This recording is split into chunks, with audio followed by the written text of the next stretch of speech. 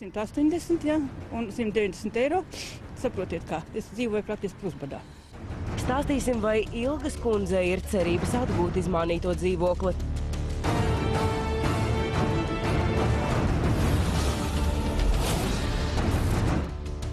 Labvakar, piekdienas vakarā. Kā jau ierasts šajā laikā, mēs sākam raidījumu un sākam ar stāstu par motorolleru vadītājiem, kuri šodien pārpildīja galvaspilsētu. Nepilnu nedēļu pēc motociklistiem arī viņi atklāja sezonu.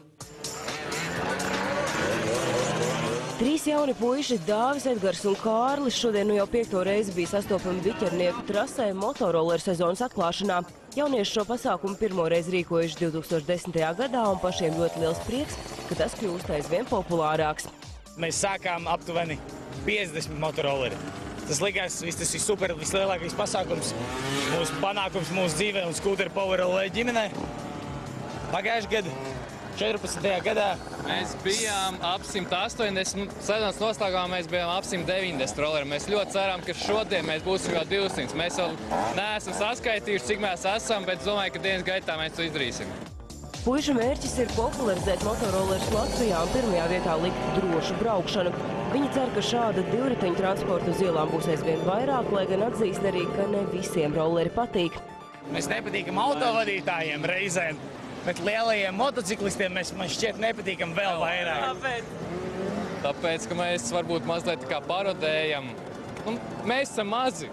Visi rolleri ir mazi, ar kaitinošu skaņu, kas kaitina visus. Bet ko lai padara? Mēs ļoti liela daļa ir tikai 14 gadus jauni, es teikšu.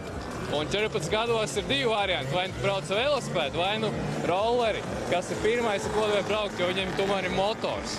Manuprāt, labāk ir izvēlēties vismaz ar motorolleru kādu aktivitāti, nekā sēdēt mājās, aizrauties ar datoriem vai vēl to.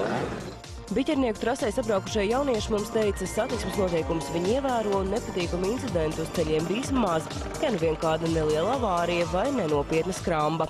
Gadījās vienreiz es tā nobremzēju, lai izņemtu lieku, viņš man ieskrēja aizmugurē un uz sānu nolikos. Un kādas sekas tev visam? Nekas, viss kārtībā. Ķivērs bija, viss kārtībā. Un kā tev bija?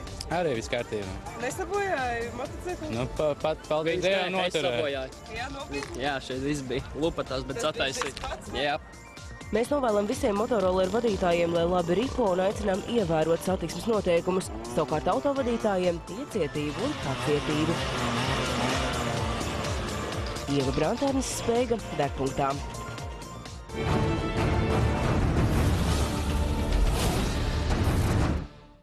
Vakar pamatīgi izbīli piedzīvojušas vairākas nelielas skaistumkopšanas salonu darbinieces Ilģu ciemā. Darba dienas noslēgumā viņas sastapušās ar laupītāju. Kā beidzies bruņotā noziedznieka uzbrukums, par to jau tūlīt.